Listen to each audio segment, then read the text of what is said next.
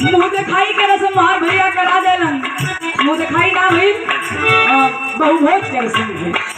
सीता जी खिचड़ी बना के अपन रसोई वाला जोनी वो था रस्म ओके पूरा कैली।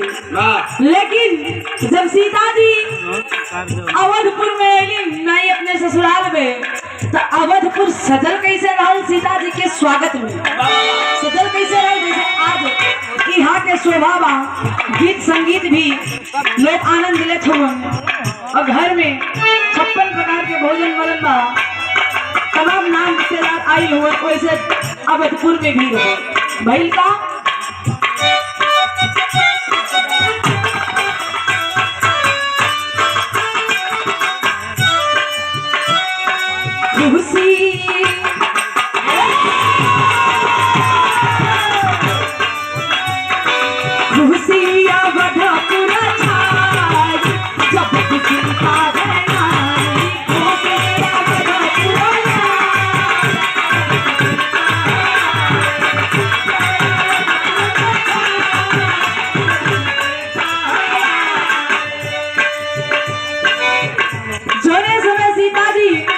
ससुराल में कदम रख दी, पूरा अयोध्या खुशहाल बा। साक्षात लक्ष्मी के आगमन भइल बा। वास्तव में सीता जी लक्ष्मी के अवतार भइल का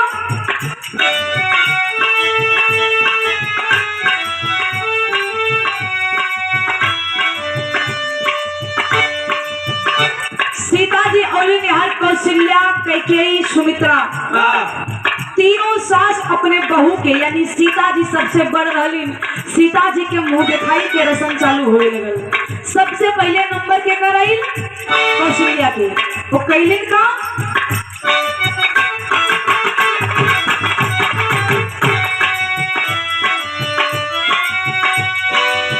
कौशल्या जी राम के थमाई कौन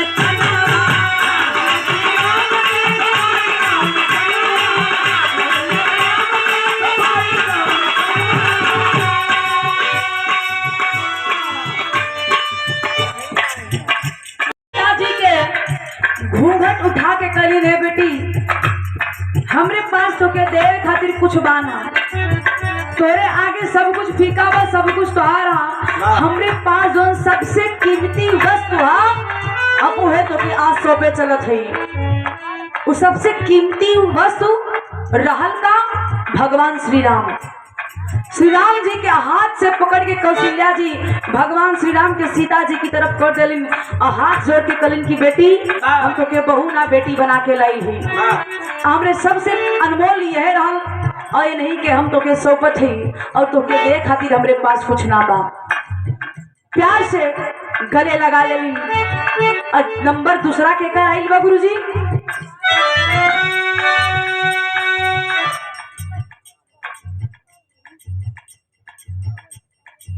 और ये हमारे गार्जियन घर मलिकार रसूलपुर सोनी की धरती से रामाश्रय, ये गार्जियन की तरफ से 101 रुपए का शानदार आशीर्वाद। बहुत बहुत प्रणाम बा, सकल पंच के नमस्ते प्रणाम बा। नंबर के करावत हो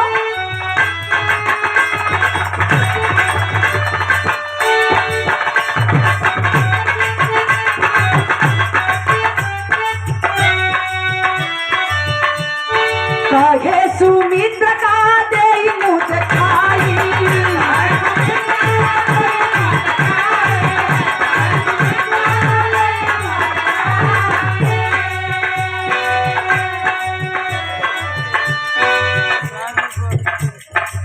सुमित्रा जी कलिंग की बेटी हम तो के कहा दे हमारे पास कुछ नहीं खेबा, लेकिन एक चीज तोड़ा के देवे चलत थी का देली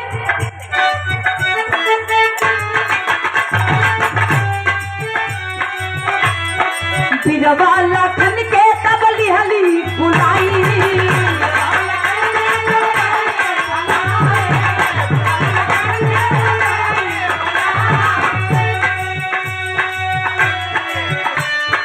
इहे हा इहे हा इहे हा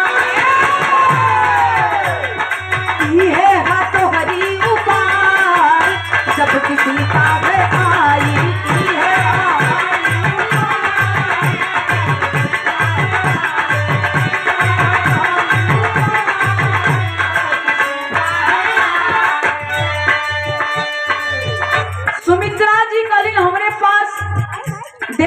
ना बा, लेकिन बेटी तोरा के हम देवे चलत हई सबसे अनमोल हमरे 2 गो लाल हवन।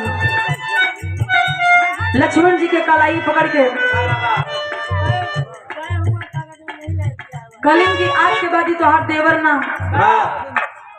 बल्कि एगो बेटा के हैसियत से तोरे साथ में रही और तोरे सुख और दुख में आजीवन तोरे साथ रहिए, चाहे सुख पड़ी चाहे दुख पड़ी। और सुमित्रा जी जो पुस्तैनी खानदानी आभूषण मिलल रहे उनके विवाह में जब अपने ससुराल में आयल रही तो वो कंगन के निकाल के सीता जी के कलाई में पहना देलिन और लक्ष्मण जी के हाथ से पकड़ा देलिन की बेटी ये हमार सबसे बड़ा उपहार बा। अब बचल के हम वो देलिन का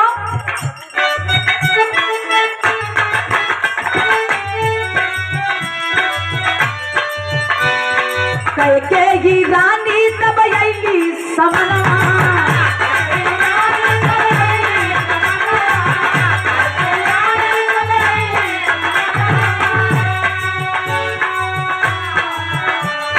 जनका दुलारी से बोली बयनवा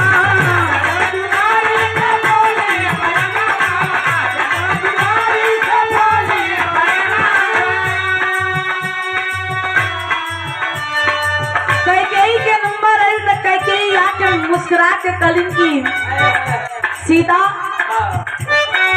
भले ही भरत हमार पुत्र हो जके हम जन्मोले हैं लेकिन उनके हम अपन सगा पुत्र ना समझीला। राम से अधिक प्यारा हमके केहू ना बा, यही से और हमके सबसे प्यारा जोन चीज बा उहे आज तो के हम दे का दे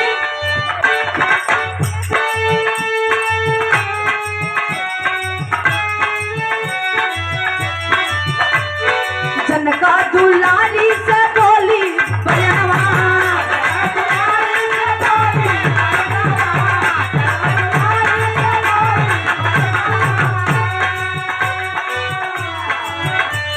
कंचन कनका महल थमाई जब किसी का है आई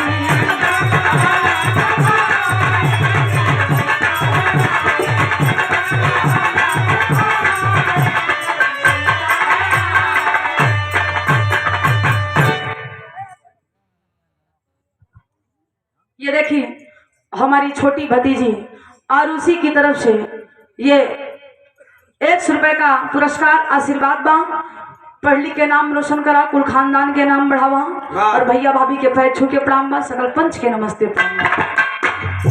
सुमित्रा जी सॉरी कैकेयी कनक महल सीता जी के भेंट में दे थे, उपहार में देगी। तीनों सास अपने बहू यानी सीता जी के मुंह दिखाई में कुछ ना कुछ देली। आज भी वह परंपरा बा, जब घर में नई नवेली बहू आवेली तब कुछ ना कुछ लोगों के मुंह दिखाई के रूप में भेंट में देलन। वो परंपरा चलल आवत बा सदियों से। अंतिम और आखिरी लाइन में गुरुजी कहना है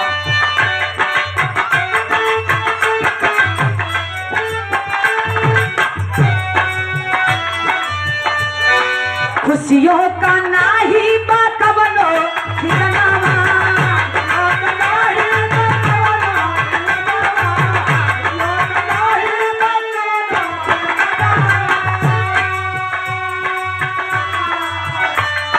गुरुवर गड़े सलाम जाने जमनवा